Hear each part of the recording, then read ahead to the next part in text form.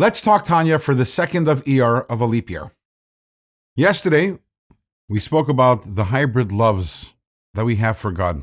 And we spoke about their tremendous advantage.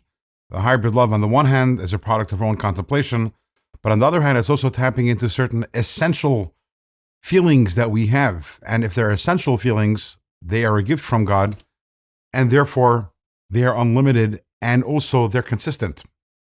So the question then becomes, earlier on in chapter 43, we spoke about avas olam, developing a love for God simply by contemplating the greatness of God. As opposed to the hybrid loves, they're not about contemplating the greatness of God, they're about thinking that God is our life or that God is our Father. Why would we need that avas olam, that love which comes from contemplating God's greatness, if we can just have the hybrid loves which are so special? And in today's Tanya, the Alter Rebbe gives two answers for this.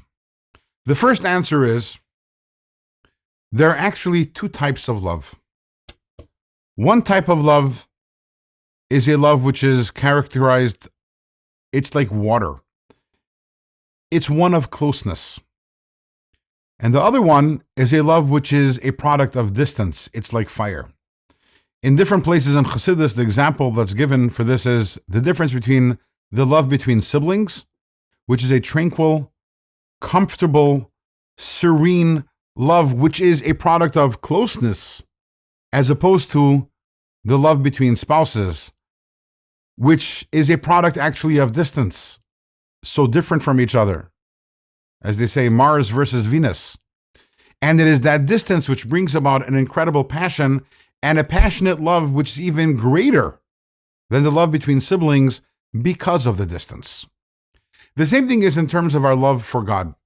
When I contemplate how God is my Father or God is my life, that is essentially me saying how close I am to God.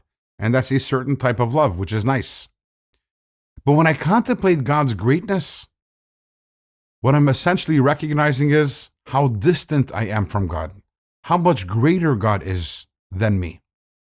And the love that results from that is a fiery, passionate love. And that fiery, passionate love, there is nothing like it. In fact, in Shir Hashirim, the verse says, Rishafeha rishpe eish shalhaves yudke, which means that the neshama is ablaze with fire, a fiery love for God. And the next verse is, Mayim rabim lo yuchlu lachabes esa'ava unaharesh lo yishtafuha, which means that many waters cannot extinguish this love. And even if you're going to have great rivers, it cannot overwhelm this love. And that is specifically when the love is rishafeha rishbe'esh, a fiery love.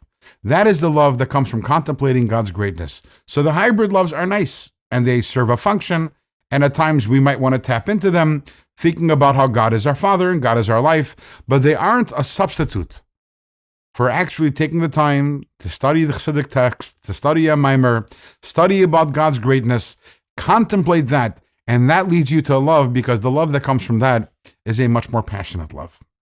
That's number one. And the second idea that Alter Rebbe says is, the Zohar tells us that one of the reasons why God created the world is because God wanted to be known. And therefore, there is value in studying about God, understanding God's greatness. It is such a great value. In fact, it is one of the primary reasons for creation. So if I love God simply by tapping into the fact that I view God as my life, or I view God as my Father, I am not accomplishing that purpose of creation, which is understanding God and understanding His greatness. With this, we have finished the hybrid loves for God, the two types of hybrid love. Tomorrow, we're going to be starting chapter 45, and chapter 45 is going to be yet another entryway to love for God, another avenue to arrive at love for God, and the entryway to that love, as we shall see, will be invoking our inner sense of compassion.